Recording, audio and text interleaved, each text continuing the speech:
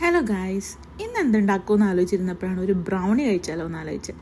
അപ്പം തന്നെ റെഡിയായിട്ട് തൊട്ടടുത്തുള്ള ഹോം ബർഗെയിൻസിലേക്ക് വിട്ടു.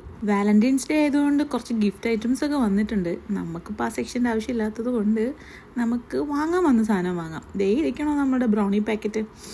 അപ്പോൾ അതൊക്കെ നമ്മൾ അവിടെ നിന്ന് എടുത്ത് നേരെ ബില്ലിംഗ് കൗണ്ടറിലേക്ക് ചെന്ന് ബില്ലൊക്കെ അടിച്ചിട്ട് ഞാൻ വീട്ടിൽ വന്നിട്ട് അത് സെറ്റ് ചെയ്യാനുള്ള പ്രിപ്പറേഷൻ സ്റ്റാർട്ട് ചെയ്ത്. ഇതുണ്ടാക്കാൻ ഭയങ്കര ഈസിയാണ്. ആ പാക്കറ്റിലുള്ള പൗഡറും നമ്മൾ ഒരു ബൗളിലേക്ക് തട്ടിയിട്ടിട്ട് അതിലേക്ക് ഒരു 40 ml വാട്ടറും ഒരു മീഡിയം സൈസ് കോഴിമുട്ടയും പിന്നെ ഒരു 2 ടേബിൾ സ്പൂൺ സൺഫ്ലവർ ഓയിലും ആഡ് ചെയ്തിട്ട് നന്നായിട്ട് ഒരു ഹാൻഡ് വിസ്ക് വെച്ചിട്ട് നന്നായിട്ട് ആ ബാറ്റർ ഒന്ന് കട്ട കെട്ടാണ്ട് ബ്ലെൻഡ് ചെയ്തെടുക്കണം.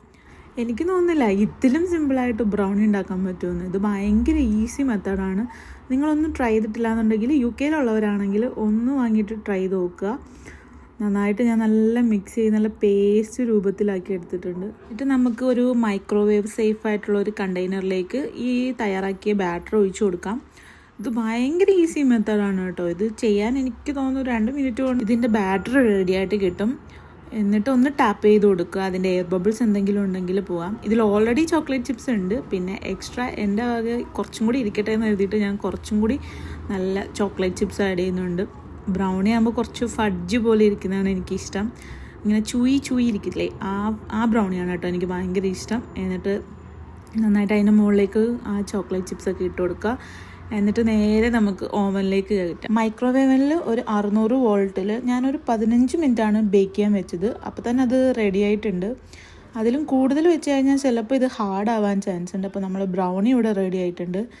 കണ്ടില്ലേ, നല്ല സ്മെല്ലുണ്ട് ഈ ബ്രൗണിക്ക്. അപ്പോൾ നമുക്കിതൊന്ന് ടേസ്റ്റ് ചെയ്ത് നോക്കാം. അത്യാവശ്യം കുറച്ച് ഫഡ്ജ് പോലെയാണ്. എനിക്ക് ഇങ്ങനത്തെ ബ്രൗണീസ് ഭയങ്കര ഇഷ്ടമാണ് കേട്ടോ.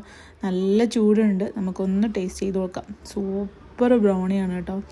UK യിലുള്ളവർ ഇതുവരെ ട്രൈ ചെയ്തിട്ടില്ലെങ്കിൽ ഒന്ന് ട്രൈ ചെയ്ത് നോക്കുക. അപ്പോൾ ഞാൻ ആലോചിച്ചു ഫ്രിഡ്ജിൽ കുറച്ച് ഐസ്ക്രീം ഇരിപ്പുണ്ടല്ലോ എന്ന്.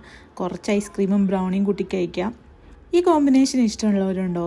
ഐസ്ക്രീമും ബ്രൗണിയും നല്ല കോമ്പിനേഷനാണ്. ട്രൈ ചെയ്യാത്തവരൊന്ന് ട്രൈ ചെയ്ത് നോക്കണേ. അപ്പോൾ വീഡിയോ ഇഷ്ടമായെങ്കിൽ ഒന്ന് ലൈക്ക് ചെയ്യുക, ഷെയർ ചെയ്യുക. ബൈ.